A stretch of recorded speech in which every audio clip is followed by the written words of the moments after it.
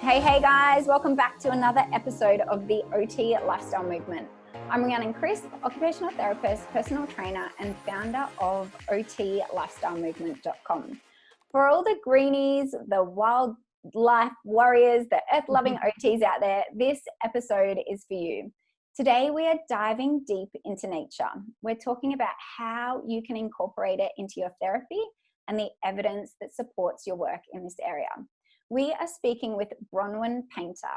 Brownwyn is a nature-loving occupational therapist with 25 years experience supporting people to participate in the things they need, want, and have to do in their everyday lives. She has a passion for the evidence about how nature supports our health and well-being, particularly for people in an urban environment. She is the founder of Flourish, which is a nature-based OT service based here in Australia. Welcome, Brownwyn. Hello. So awesome to have you with us, Brownwyn. I'm excited to soak up all your knowledge and wisdom and your insight. Before we dive into it all though, we always hit the rewind button, and I'd love to learn a little bit about your story. So if you can you take us back and let us know how you arrived at where you are today? When you said 25 years, I mean, obviously I gave that to you, but I was trying to do the maths. I'm thinking, I think it's longer than that. So I graduated as an occupational therapist in 1993.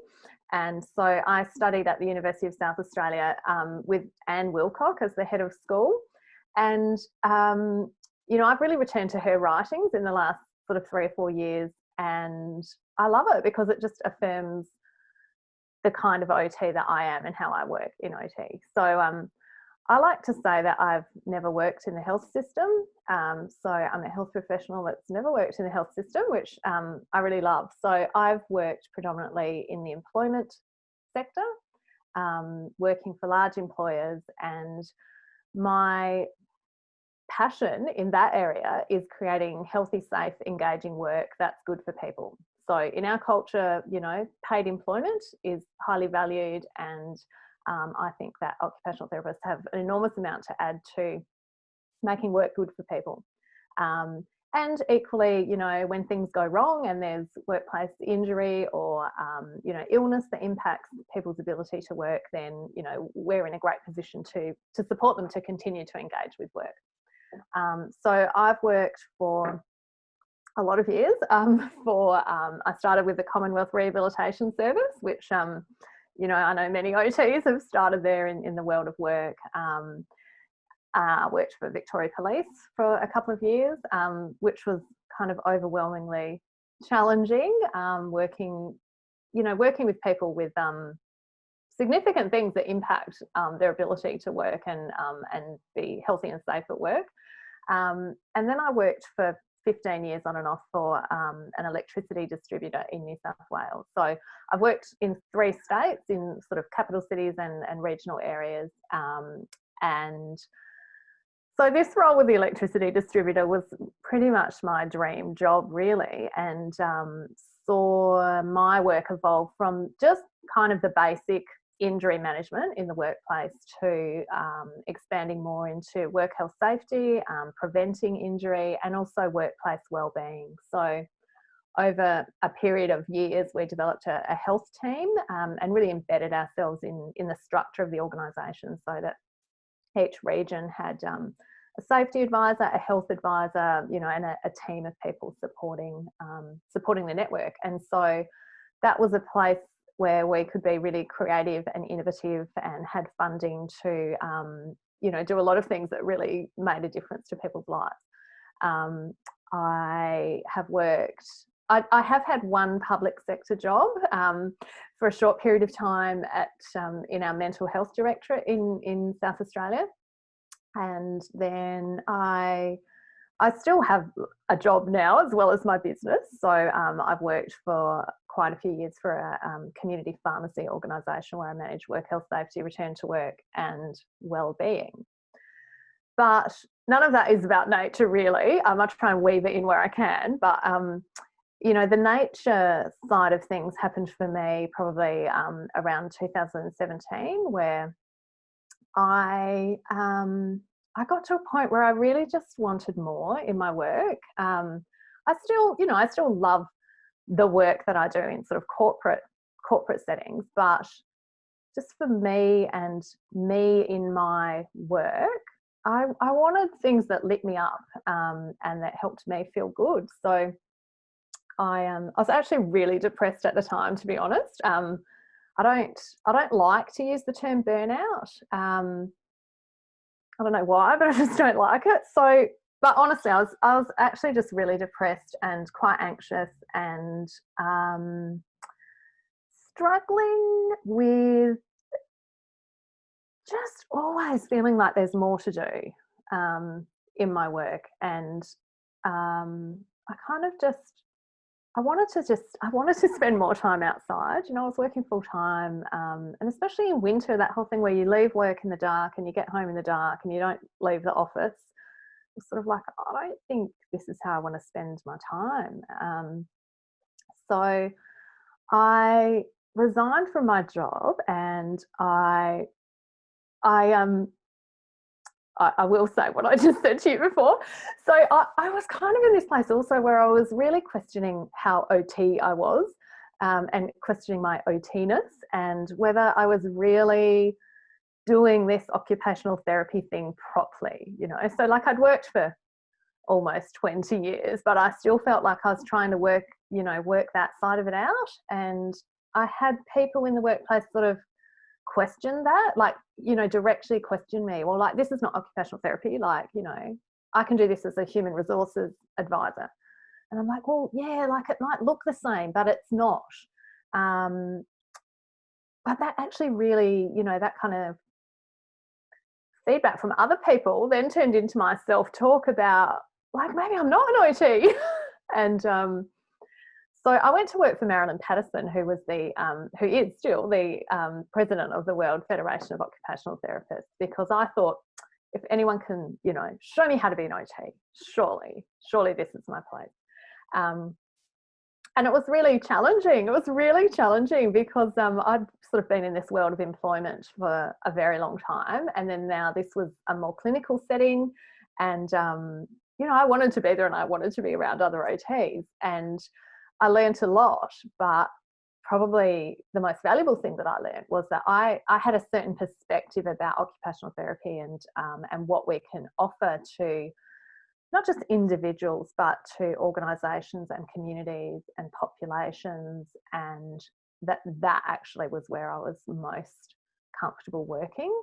And while I was there, I started to sort of experiment a little bit with the nature kind of stuff. Outside of work, I did a little community kind of 8-week program called Living Smart, which is about living sustainably. And that was kind of my first thing that I felt really excited about, connecting with those values again. And then I enrolled in a graduate certificate in permaculture design, which is, again, something that I'd, been passionate about for more than 20 years. And it was the first thing I'd ever done in my life where I thought, I'm just going to pursue this, and I don't know where it's heading, but I love it. And it was sort of the first thing where I really followed my instincts about what was important to me.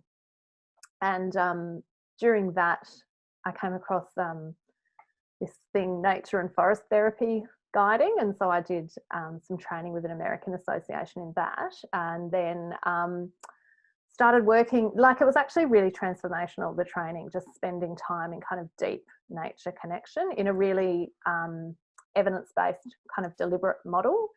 And then I just went, this is it, this is what I need to do. Like, I feel best in nature. I had spent a lot of time in my uni course researching nature, and really read so much evidence that I just was like, how can we not work with nature? Like, if we as occupational therapists are not including nature in some way, we're actually not providing the best evidence-based service, is kind of where I got to. So yeah, then I created my business to connect people with nature, and now really to work with occupational therapists to share that, with the profession and help people get from that place of, I love nature, to what can I do with it as an OT with my clients. Yeah. Wow, you've just taken That's us my on story. quite a journey. Yeah. I love it. And I love how authentic and vulnerable you are in expressing this, because I know so many of us have been on a similar path. You've had all these different diverse roles as an OT. You sort of started soul searching and wondering what you're doing and where you're headed, and whether OT is right for you. Are you providing the best service? And then you sort of went under someone's wing who showed you what it was like. And this is when we get these ideas and inspiration. And then you had this calling to follow your heart and to really reconnect or connect with your purpose. And it's really brought you to this bigger vision that you're painting for us all in terms of nature and OT, and how we can really incorporate it into our work and our lives as well. So thank you for sharing that. Let's dive into the nature side of things. So can you talk to us then about what are the therapeutic benefits of nature? What effects does nature have on us as human beings? Well, we are nature, people are nature. We're not apart from it. We are a part of it. I think that's where I like to start with this. And, wherever we are, there's an ability to connect with nature because we can connect within, and I think particularly in this whole kind of COVID pandemic period where there's people who have really restricted access to, get outside or go anywhere. It can be reassuring to realise that there are different ways of connecting with nature, and it's not just about being outside necessarily either.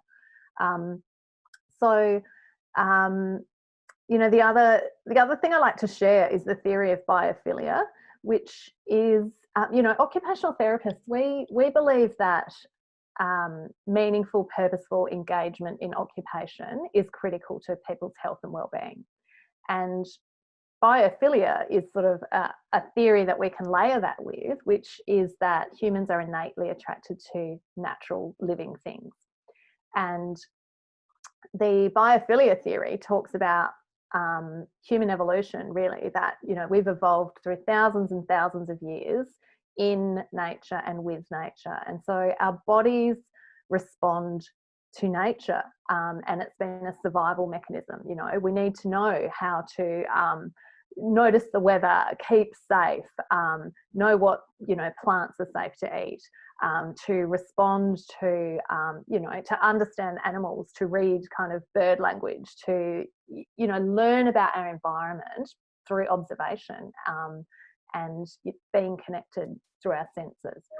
So biophilia is a really important part of explaining why nature is so therapeutic, because our bodies are tuned into it. And so there's lots of evidence, lots of research about many different layers of nature connection, including starting from just being around green space. So there's some really cool evidence where they've looked at satellite mapping of there's a study that was done in Japan looking at just green space and where people live and tracking health outcomes, and obviously controlling as much as they can for other factors, but an association between living in greener forested areas with better health outcomes, with things like cancer, cardiovascular disease. So it can be as simple as where we live. And like you said, it's the physical effects that nature can have on us. So like reducing blood pressure, our heart rate, muscle tension, relaxing us, and even the mental state of us as well. Absolutely, yeah. There's a lot of studies on that as well. Even I know there's a few studies with kids with ADHD going out into nature has proven, like a walk around the block has proven to calm them down and make them more attentive. Yeah, there's just a plethora of research out there, and I feel like we don't need this plethora of studies confirming what we already know is innately good for us, that being Mother Nature. Talk to us about the evidence behind nature then, because there'll be OTs out there going, I suppose, am I just weaving nature into my work? Is it nature-based therapy? what are some of the words that you describe as your practice, and what's the evidence that we can use?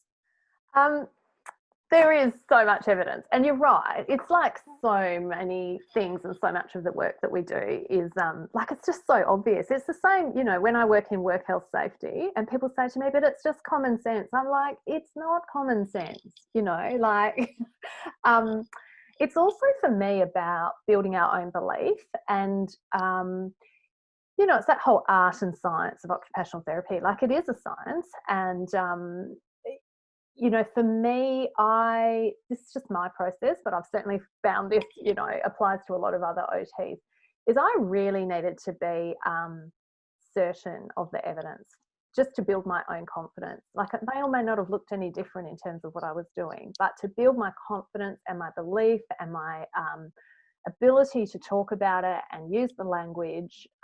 You know, I love reading literature, basically. I will just go down rabbit holes. But that's what brings us to a place of knowing that we're practicing from an evidence-based position. And the other thing I would like to say about evidence is that, you know, there's different forms of evidence. So there's the peer-reviewed scientific literature. That's all cool, but we all know how limited some of that is. And, you know, we don't see a lot of, you know, clinical trials with, you know, placebo control groups or whatever in occupational therapy, because it's not the work we do. So, you know, there's the peer-reviewed literature, but it's about our clients, you know, it's about client-centered practice. And so it's about what's the wisdom and experience that they bring to, you know, to our intervention. And then there's our clinical reasoning. So, and our lived experience is part of that. So, you know, our embodied knowing of nature is part of that. And so for me, it's that whole combination of those three things to get to a place of knowing that, you know, working in, with, and for nature is evidence-based. So I've got my little cheat sheet here. This is just my little summary that I did probably a couple of years ago of what there is evidence for. And I mean, like all evidence, you can critique it, but I'm just going to run through this. Go for it. And there's various theories about how nature works on our body, but something that's quite topical at the moment is a concept that it's actually our immune system that kind of modulates the effects. And so there's lots of research about the psychological benefits of nature in terms of reducing depression, reducing anxiety, reducing rumination, like those kind of negative self-thoughts, at the same time as increasing mood, increasing sense of vitality. So often when you do something with people in nature, even when they're really tired, people actually find it quite energizing. And at the same time, it also calms our sympathetic nervous system and works on reducing pain and improving sleep. Lots of people say that to me after forest bathing. They say, I haven't slept that well for, you know, a long time. So there's evidence about improved behaviour. Here we go. Improved behaviour in students. Improved impulse inhibition. And I have to say, actually, this is more an emotional. Well, no, this is relevant to psychological. When I did my forest bathing training and then started spending lots and lots of time in nature, I actually, like, my own emotional reactivity in my job was so much better. I like to say, like, I didn't cry at work as much, but actually just less reactive to things. And I was much more able to just be calmer, actually, just be more chilled about life in general. So it really impacts our psychological function. It impacts our cognitive function. So there's, you know, there's some quite good studies looking at time in nature improving attention, memory, even creativity. I've done forest bathing sessions for artists. And what else? Oh, productivity. Like, when we do anything in the workplace, we love a good outcome measure that shows it increases productivity, because, you know, that's good for an employer to hear. That's right. And that's the thing, like, we can weave this into our everyday life, and we can even as OTs take our clients on a walk, you know, down the beach, and that can be our session instead of having it in four walls, a roof, fluorescent lighting, really sterile. In our professional OT get up, you know, it's casual, it is different. It's real. It's real. That's the thing also. And I think, you know, a lot of OTs say to me, oh, but like people, you know, my colleagues will say, oh, you're just taking them for a walk on the beach. And so when we understand the evidence, it gives us much more ability to have those, you know, professional conversations with our colleagues and say, yes, we're going for a walk on the beach because this, and this.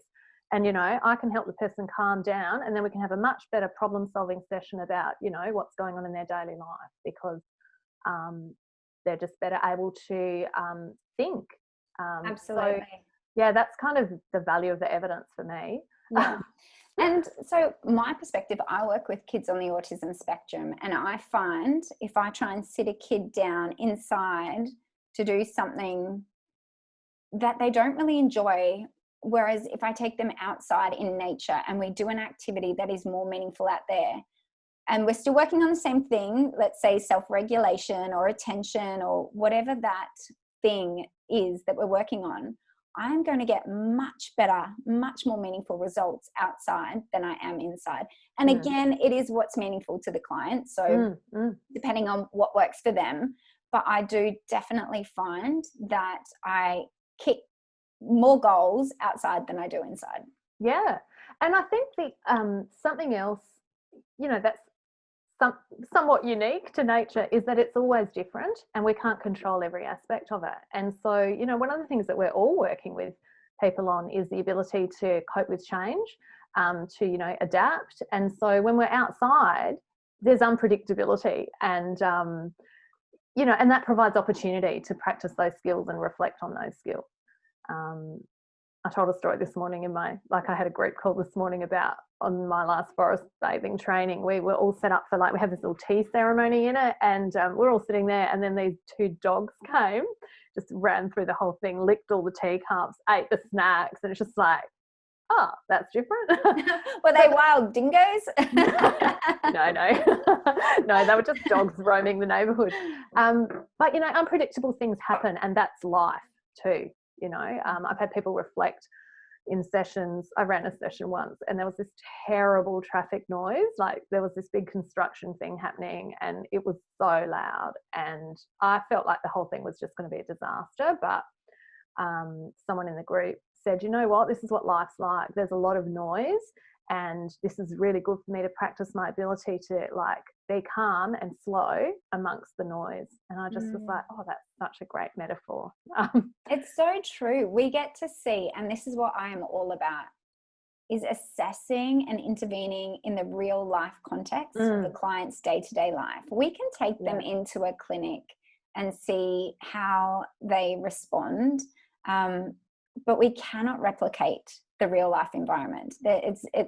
The clinic is very contrived and controlled, and we can have different settings for lighting and noise and all these sort of things. But outside, it is that uncontrolled, unpredictable environment where we get an insight into how our clients respond and how we can better support them and come up with the strategies and adapt the environment and really work with them on their goals. So yeah, absolutely, I agree. And so for me, so many of the goals are around how people are feeling, you know, the mental health side of things. And so it's so much better to have those conversations in nature.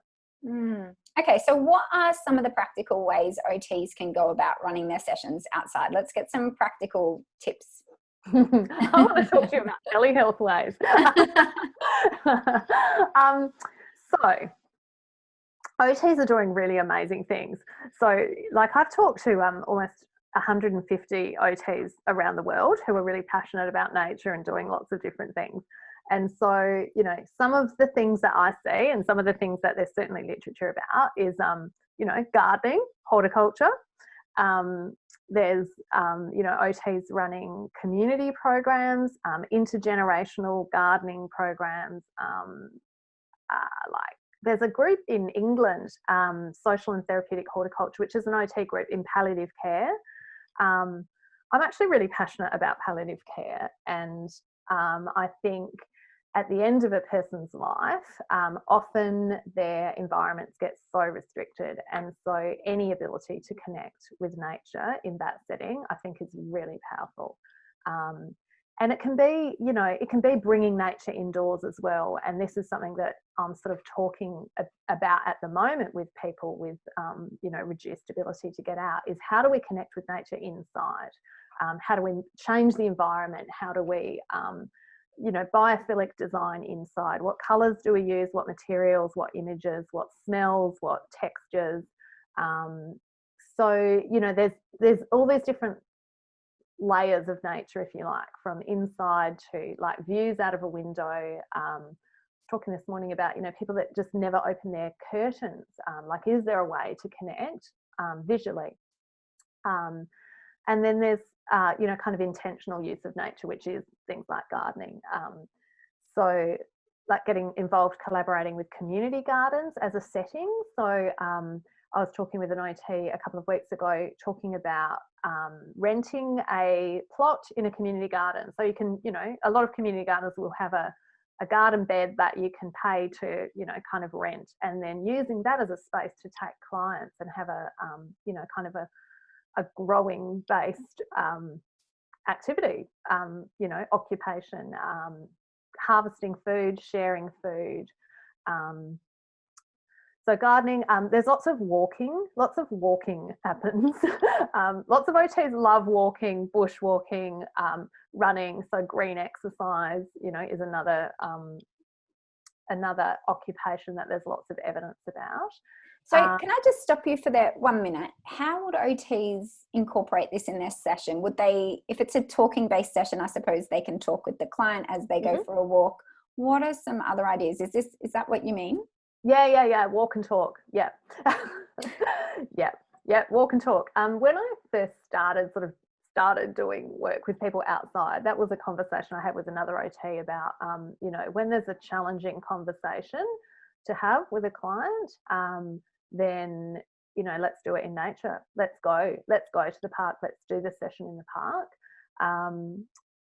So walk and talk, but also, there's interesting research about the sense of flow, and, where you're totally immersed in an activity that you kind of lose sense of time, and the relationship between physically doing something and achieving a sense of flow. So the physicality of an activity, enhances that. And so, like walking and talking. There's an OT in my current program who was talking last week about a client who's an NDIS client, adult, whose goal is to engage in bushwalking. It was something that this person enjoyed prior to injury and now wants to get back to. And so I think there's a really big role in OT looking at how do we increase the accessibility of our clients to nature-based experiences. And so she was doing, an assessment on a bushwalking trail, looking at mobility, ability to kind of avoid overhead obstacles. So using nature as an assessment setting, because it's just much more varied. There's surfing programs, there's OTs running surfing the spectrum. Amy, so there's a few surfing OTs internationally. So, it's about coming from what's important to the client. What does the client want to engage in? And then how can we apply an OT lens to that in terms of, the person, their skills and abilities, the actual activity, like, how do we grade it, modify it, and the environment? How do we grade the experience in terms of the environment? There's OTs doing, adventure therapy. Particularly out of New Zealand, there's Helen Jeffries, who writes a lot about adventure therapy in OT. So, abseiling, mountain biking, rock climbing, camping. There's OTs, particularly in America, there's a lot of pediatric OTs who run like nature camps or nature day programs. There's OTs doing lots of things. That's it. We're only limited by our creativity. And when I think of how I incorporate nature, it's just really organically. And for me, it's a no-brainer. So the other day, I've got a little 10-year-old kid who loves skating. And I know if I take him outside and we skate, so I have a skateboard. I'm not very good, but he's teaching me. Yeah. Yeah. And how good is that? Occupation. And it builds his confidence. And, you know, we have such, our connection has really developed so much more than sitting down, me with my pen and my paper on my pedestal. I've come down to his level, and it's really about a collaboration. It's really working together in partnership on his goals rather than me as the therapist. It's a very different approach. And so we don't necessarily, like, we can have the gardening, and there's outdoor occupations that we do, but we can also take those indoor occupations outside. Yeah, so just be outside. Yeah, just get outside. Yeah. Like it's And I think the same about, you know, OTs who are working in the community doing home visits. You know, actually just add to your assessment, like, what do you like to do outside? Do you go outside your house? Do the assessment outside, you know, sit on the front veranda and have your cup of tea. Community based. I mean, help people engage in their immediate environment. There's also lots of OTs working with animals, and you know, like, there's so much potential there, working with, you know, therapy dogs, horses, connecting people with animals when that's something that's valued for them.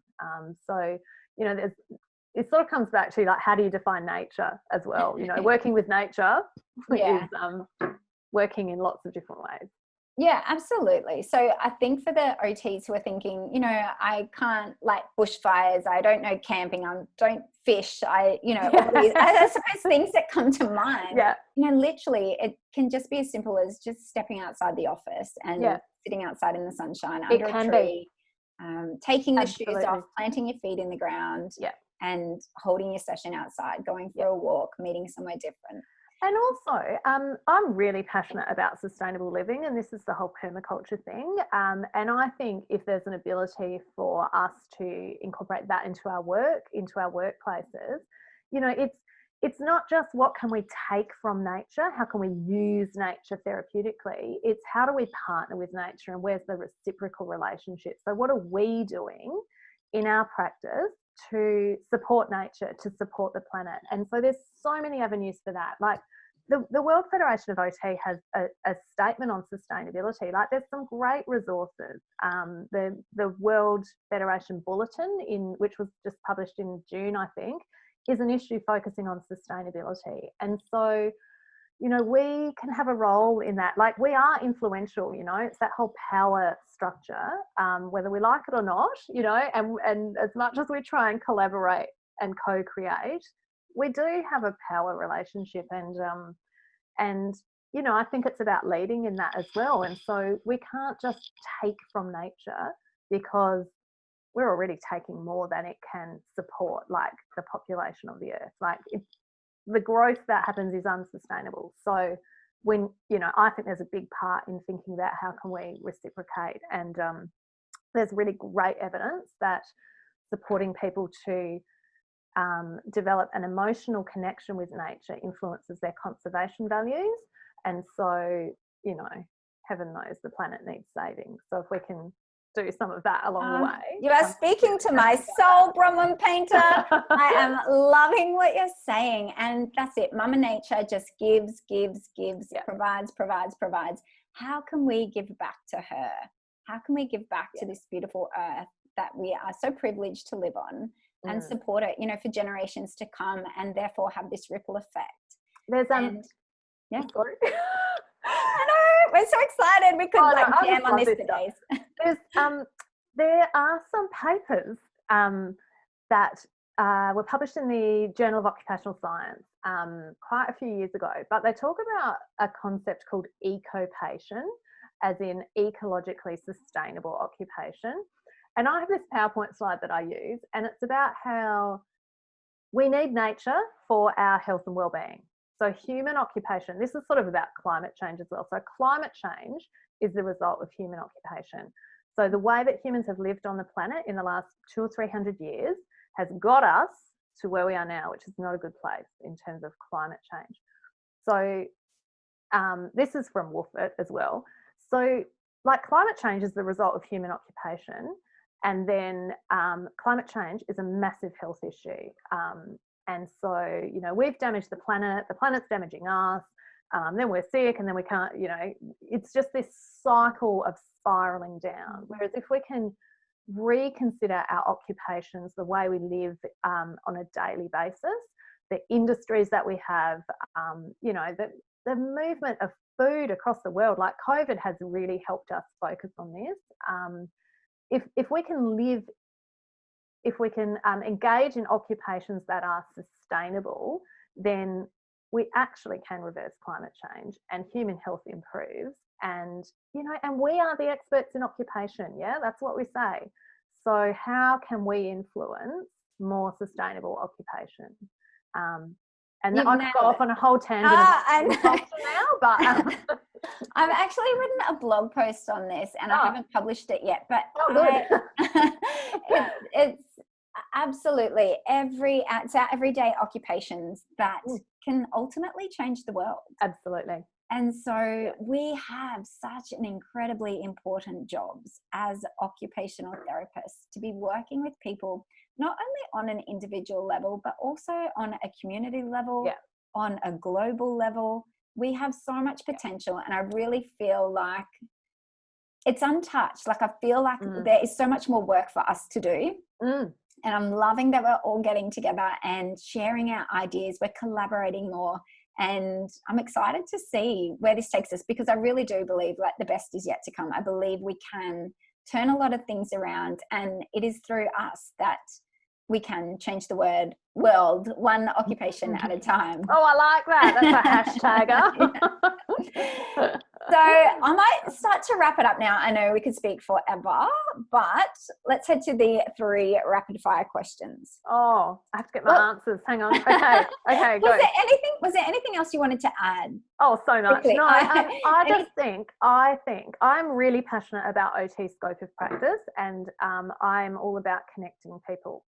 So, you know, I have a Facebook group, Nature OTs, which has like 1,100 or something nature loving OTs, and there's conversations about sustainability, about how to work with nature, about what the evidence is. And you know, it is about finding our tribe and finding our community. And so none of us have to do this alone, really, is what I think. It's about finding people to collaborate with and have these conversations, because that's where the energy comes from, and then things change. So yeah. Awesome. Okay. All right. Let's head to the 3 questions. Number 1, in one sentence, how do you describe OT? Oh, I missed the one sentence bit. One word? Was that what you... No. Like a book, in one book. I think OT is about how we create healthy, connected communities where everyone has access to what they need to support their well-being. Awesome. Perfect. Number 2, what's one healthy lifestyle habit listeners can implement today? To pay attention to nature, to notice it in the everyday. Awesome. Number 3, if you could only offer one piece of advice to OTs, what would it be? That it's okay to love your work, that it's okay if work feels exciting and energizing, and to make choices to find a way to create the work that you want to be doing. Love it. Thank you so much, Brownwyn. Where can everyone find you and connect with you? I just live on Facebook. Social media addiction is a whole nother like podcast. So Flourish Nature-Based OT is my business. Awesome. And what is your group? So we can the Facebook group is called Nature OTs Connect and Grow. Awesome. So we'll see you in there, and thank you so much for joining us. Thanks.